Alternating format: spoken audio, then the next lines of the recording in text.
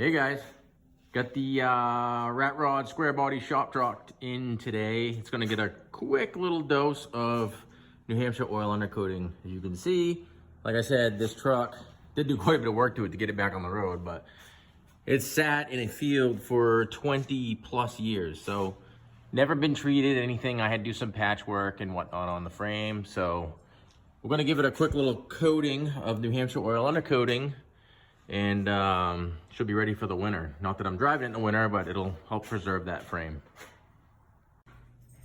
And there it is. The shop truck got herself a quick coat of New Hampshire oil undercoating. Is it perfect? Nope. Is it better than it was? For sure, 100%. Not new, but it'll work. Like I said, this truck's not getting driven in the winter, but it is getting driven on the nice days, and now we can protect it up. Just a quick coat of New Hampshire oil undercoating.